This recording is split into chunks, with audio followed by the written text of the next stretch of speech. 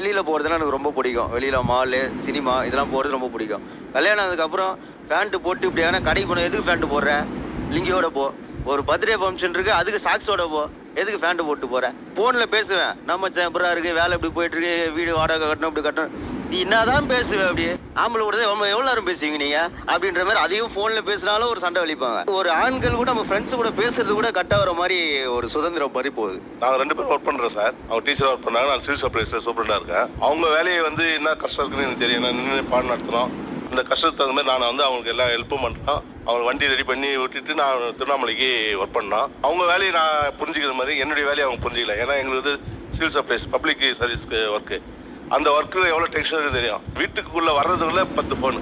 மெயினாக பார்த்துருக்காங்க, எப்போ வர இதுதான் சார் சகிப்பாக இருக்குது. உங்கள் வேலையுடைய சூழ்நிலை புரிஞ்சிக்காம எப்போ பார்த்தாலும் எப்போ வரேன்னு கேட்கறது பிரச்சனையாக இருக்குது.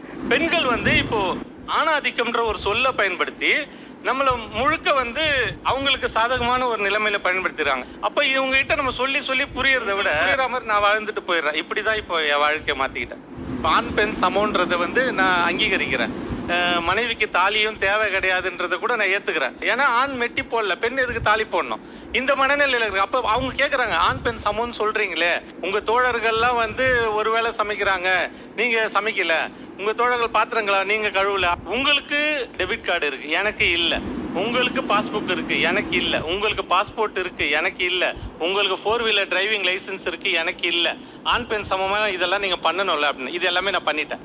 சலிப்புன்றது எங்க வருதுன்னா, இப்ப நீங்க சொல்ல வரதுக்கு முன்னாடி உங்க பார்வையை பார்த்து நீங்க என் மேல கோபமா இருக்கீங்களா, மகிழ்ச்சியா இருக்கிறீங்களா, வெறுப்பா இருக்கிறீங்களான்னு ஓரளவு கணிக்க முடியும். அந்த சமயத்துல ஒரு விஷயம் நடக்க போகுதுன்னு நான் சொல்றேன், நீங்க அதை புரிஞ்சு நடந்துகிட்டா பரவாயில்ல. உதாரணத்துக்கு ஊர்ல இருந்து வந்துட்டு இருக்கோம் கார்ல, 8 மணிக்கு எனக்கு கண்ணு மூடுற மாதிரி இருக்கு. நான் சொல்றேன், எனக்கு தூக்கம் வருது, விழுப்புரத்துல ஃப்ரெண்டு வீடு இருக்கு, தூங்கிட்டு காலையில போகலாம். இத்தனைக்கு சனிக்கிழமை இரவு தான் நாங்க போயிட்டு இருக்கோம். இல்லைங்க எப்படியாவது போயிடலாம், பெட்ரோல் பங்க்ல ரெஸ்ட் எடுத்துட்டு ஒரு 1/2 மணி நேரம் தூங்குங்க. நான் தூங்கினேன், மூஞ்ச கிளவுன, திரும்ப வண்டி எடுக்கிறேன், திரும்ப தூக்கம் வருது. சொல்றேன் இன்னும் கொஞ்ச தூரம் போயிட்டு டீ குடிங்க, திரும்ப தூக்கம் போயிடுன்றாங்க. 3 தடவை சொல்றேன். பெருங்கல்தூர் வரும்போது விபத்து. 80ல போயிட்டு இருக்கேன், 120ல வந்து ஒருத்தன் இடிக்கிறான். இடிச்சோன்னே நான் காலினே நினைச்சிட்டேன். பிள்ளைங்க உருண்டு கீழே விழுது, மனைவி தூக்கத்துல இருந்து எழுதி கத்துறாங்க. எனக்கு ஒன்றும் புரியல. அப்ப நான் சொல்றேன், இது நடக்க போகுதுன்னு நான் சொல்றேன், ஆனா நீ அதை கேட்கல. இப்ப இதானே நடந்தது. அடிப்பட்ட பிறகு எனக்கு 60,000 ரூபாய் செலவு காருக்கு. எங்க அண்ணன் நான் சொன்னா கேட்கிறாரு, எங்க அக்கா நான் சொன்னா கேட்கறாங்க. ஆனா மனைவி கிட்ட இருந்து அந்த அங்கீகாரம், உங்களுக்கு ஒண்ணும் தெரியாது கம்முன்னு இருங்க அப்படின்னு சொல்லிடுறாங்க. அது எவ்வளவு இரிட்டேட்டிங்கா இருக்கு. இவ்வளவு சொல்லும் புரியலங்கிறது உங்க மனநிலை எவ்வளவு இரிட்டேட்டிங். பெண்கள் அழுதுட்டா அதுல இருந்து வெளியே வந்துருவாங்க.